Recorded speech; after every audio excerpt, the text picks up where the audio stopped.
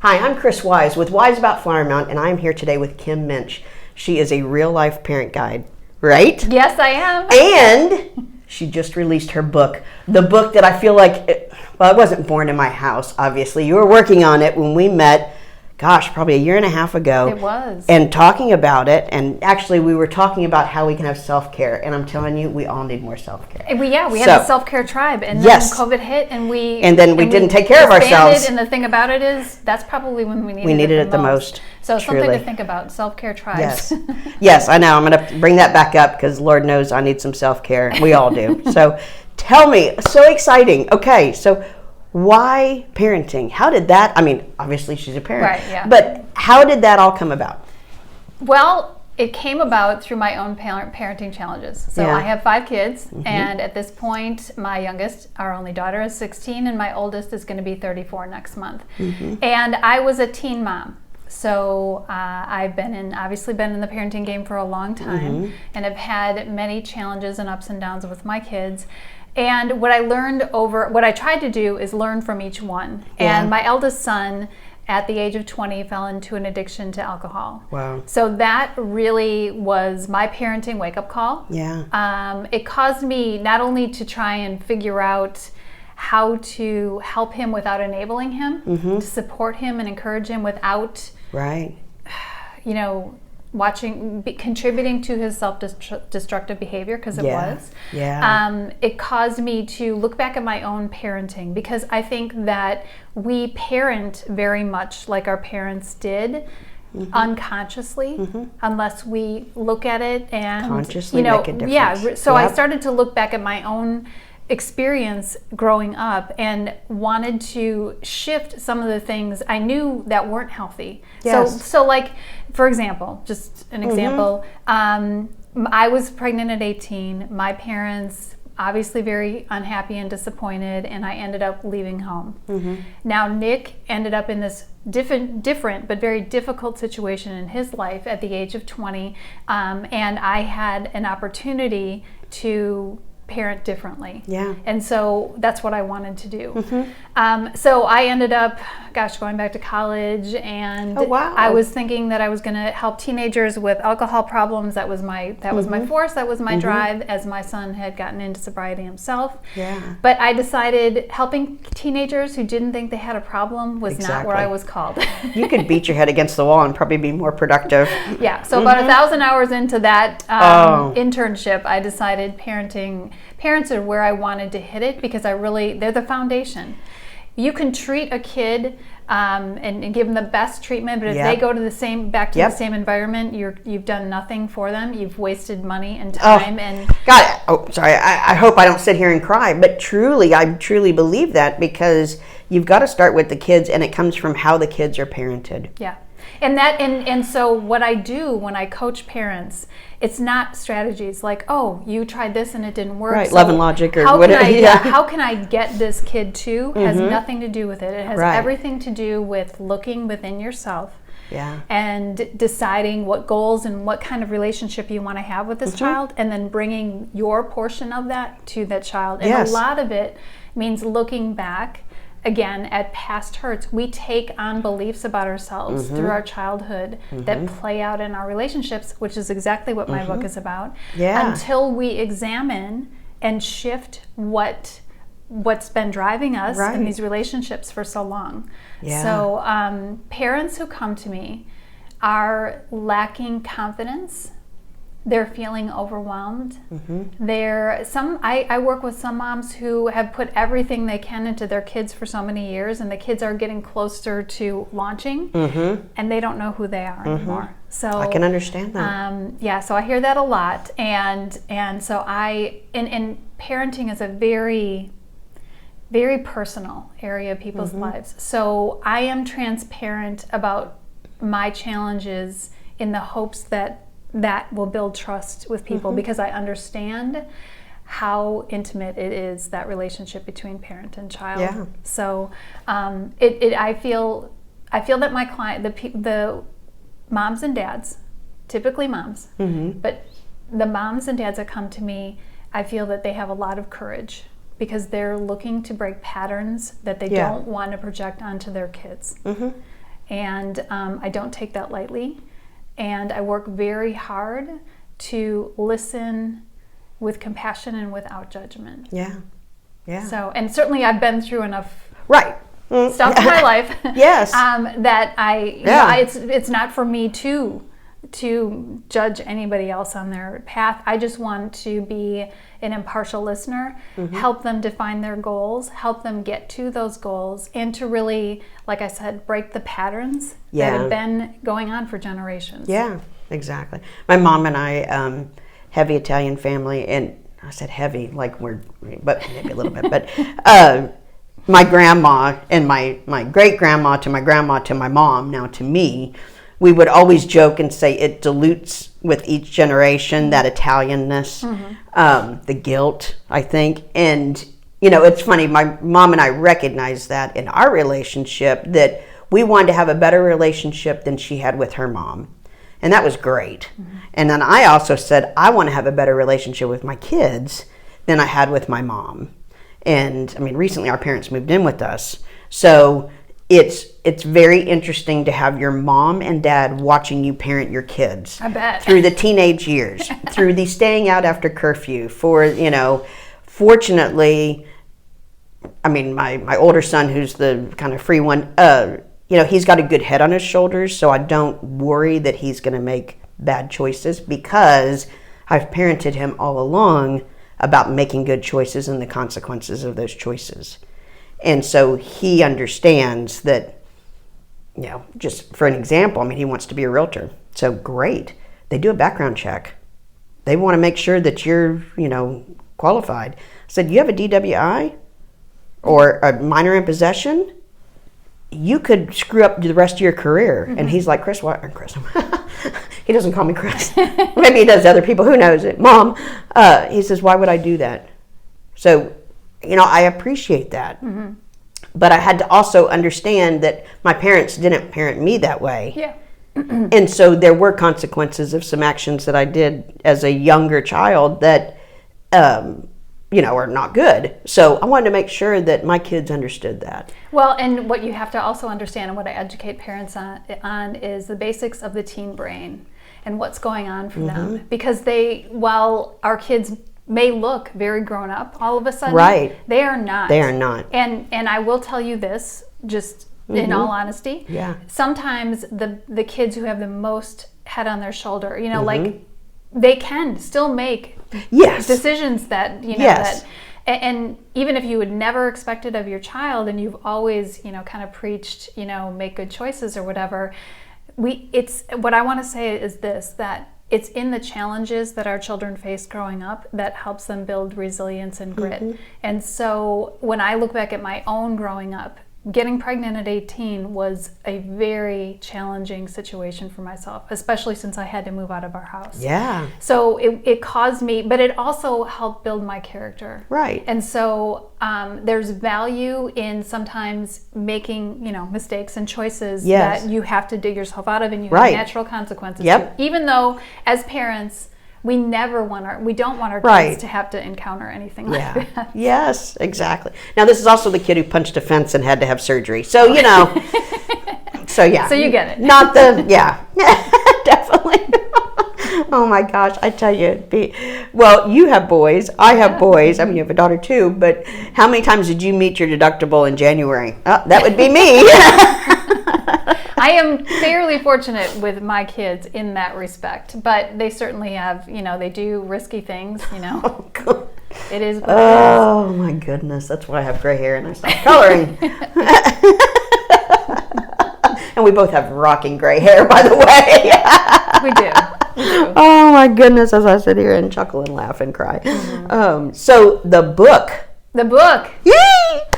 So the book is kind of a wraparound of what we've been talking about, and it's called Becoming Me While Raising You, A Mother's Journey to Herself. And it's broken into 3 parts. The first part is Becoming Me, and that is a look back at my childhood and the 6 unconscious limiting beliefs I took on about myself that in part 2, people can see over and over and over again in my marriage and parenting. Yeah. And then part 3 bringing it all together Right. is shifting those beliefs about myself into ones that better serve the relationship to myself and the relationship with my husband and my kids at this point. So Exactly. I think it is. I've got all my beta readers have given me, and they're not necessarily people I know or friends that have to, Right. have been very complimentary of the storytelling. Even if they didn't experience something like that in particular themselves, they got the feeling from it. Right. And I think it's something that will be actually really pivotal for those who choose to read it. Exactly. Well, and I think it just gives you, you're not alone. So when you're reading something like, you're like, I feel that way too. Well, here's some tools to get out of that and to change that. Because we can take all of our baggage and just throw it on our kids, and then they have that baggage. Or we can try to dissect, unpack, get rid of that, and then give them less baggage. I mean, there's still going to be some baggage, but less baggage and certainly a better start. Yeah. Yes. And if I could have done this work earlier, and that's the other thing too. I thought I was writing for moms of teenagers, that kind of thing. And actually I've been told over and over again that mothers with younger children could really, parents with younger children could really benefit from this book because it's proactive. Yeah. And if I had known some of the stuff, I can't beat myself up over Right, it, and you it's not can't. worth, Yes, right? exactly. But if I could impart some wisdom on families just starting out, that is, I would dearly love to do that. So. Well, isn't it the Chinese proverb? The best time to build, oh my gosh, to plant a tree was 20 years ago. And that truly is it. We can sit here, and as moms we do, is woulda, shoulda, coulda. Yeah. Okay, but do. Yeah. So awareness is one thing, but it goes back to the 12 steps. So you're aware. Okay, now let's start taking those steps so that we don't repeat that. Right. And if you know, you can't unknow. I say this a couple times in the exactly. book. Once you know, once I became aware that my daughter was singing a Rihanna song in the middle, or on the way to baseball practice, in the backpack of our minivan, she was singing about the smell of sex in the air. And oh my gosh. It hit me okay, she doesn't know what she's singing. However, she's internalizing this message. Bam! I switched the station on the radio, and and I never went back. And sometimes change doesn't happen just like that. But once you become aware, it starts to eat at you. And so if I'm talking to anyone that's becoming more aware and wants to change their parenting, and shift it, and knows that they're in the process of handing things to their kids they don't want to. This is the time. Yeah. And this is the wake-up call you're getting. Exactly. I mean, seriously, because,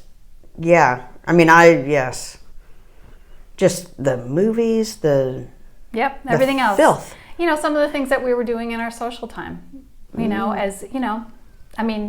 some people fell out of our lives because I decided, this is, what kind of example are we setting? Right. And the older your kids get, the more aware you become. They're very aware at 2 and 3. Especially when they say it back to you. And then you're like, or they get upset I do say that. You're upset, or they don't know that you're they feel our energy, our kids do. But the older they get, and the more they get into their teen years, they most definitely, you're like, probably need to think about coming home at 2 a.m. after having, whatever it is. Exactly. But it doesn't, when they're little, absolutely, they know what's going on for you. And my other major message in this, if I can, is take care of yourself. It's so important for us. When I started taking better care of my emotional well-being and my physical well-being, and I'm still working on that. I'm always going to be a work in progress. But when I started taking care of my emotional well-being, I was then more able to hold space for my kids and their feelings and be available to them when they are having a difficult time, because our kids won't come to us.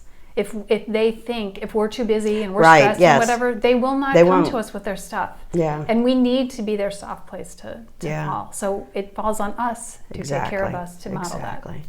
And as working moms, I know for me, my doctor one time said to me, she goes, Chris, you need to treat your family like clients. Don't give it all away during the day and then come home and be just a booger bear. Because that's not fair to them. Right. And And even just this week on a team call, we talked about that. How do you treat your family so that you're not just running over them, but, oh, everything's great and that's not fair because they see that. Absolutely, they do. And that's, And they will wave the BS flag at That's right. That's right. And they'll feel like they're lesser than and they don't count and all that. And then, and so a lot of us heavy working people, we have a quick vacation. Okay, family time. Okay, take the pictures. Oh, everything's great. Mm-hmm. And then you go right back into the grind. And that's hard. Yep. That's hard. Well, so it's my passion to serve families in this community, and I do all of my stuff on Zoom. So it doesn't matter where they live in the U.S., outside of the U.S. I am more than happy to help and want to. Okay. Well, that's great. So exciting. And I guess that's one good thing about COVID was we all learned Zoom. Yeah. And we all learned QR codes. Yeah. So, that was, so now we can do both of those things. I used to have Office Space, but why? Why? Now everyone knows how to use it. It's so super convenient. And sometimes parents meet me in their car because they can't, they don't have the privacy they want to have. Yeah. But so go sit in your car during lunch, whatever. Yeah, exactly. Do what you need to do. And I think that's true. We've got to fill our own cup up and we've got to make sure that it's filled with good things and certainly lessons from other parents and what we're putting into our bodies just, here and then what we're eating. I mean, everything just really makes a huge difference. It does. It does. And every day we have the opportunity to make choices. Yes. So if you have a day where you didn't make a good choice, first of all, it's always great to apologize to your kid if you need to do that or your spouse or whatever. But then know that the next day is a new day. Yeah. And that's the beauty of it. That's the beauty of it. That's just bathing. You just start over fresh. There you go. So there you go. Well, thank you, Kim. I have loved this. And I mean, I've been watching your journey. I mean, I originally met you at one of the parent things at La Madeleine. So, I mean, that was several years ago and just kind of talking about, and I remember sitting there and just talking to these other moms and thinking, because I mean, as a boy mom, listening to girl moms and what the girls were going through, I just wanted to make sure that I raised sons that were going to be respectful and all of that. And that cemented it, because I think probably my boys were maybe 11 and 13 maybe when we met, or maybe 14, but still just starting to think about how they're going to treat girls and stuff like that, and listening to these girl moms and what those girls were going through. I mean, that was pivotal for me. So thank you. I mean, those were very good sessions. You're very welcome. And now we meet on Zoom. So I still do Moms Empowering Moms, and that's on Zoom. And people have, through COVID, have found out about us. I've had moms join from California, from Florida, Illinois, and New Jersey. So it's, so we still do those. I do them once a month. And I really want to continue to do stuff in this community and wherever I can to raise awareness, to evolve the way that we're parenting. Yeah. Because everything changes and parenting needs to change as well. And our children's behavior tells us that we need to change. Yes. And it doesn't mean, we need to go back to the way that things were and we've got to be harder and harsher and whatever. These kids are needing us to evolve and to parent with them. Yeah. Yeah. Yeah, because between technology and everything else, there's all kinds of things hitting them that certainly didn't hit us. I mean, don't we all say, thank God there wasn't Facebook or, absolutely, Life 360 when we were younger? It's true. It is true. It's true. And that's another thing, is that we have to take good care of ourselves so that we can be aware of what's going on. We are not going to know everything. Yep. But we'll be more aware and in tune with our kids when we take good care of ourselves. So that's my leading message. Take good care of yourself. Yay! Awesome. Well, Kim, thank you so much. So, yes, check her out. We're going to have links below. And certainly, Kim is just awesome. So, once again, I'm Chris Wise with Wise About Flower Mound, here with Kim Muench, and we will catch you next time. Thanks.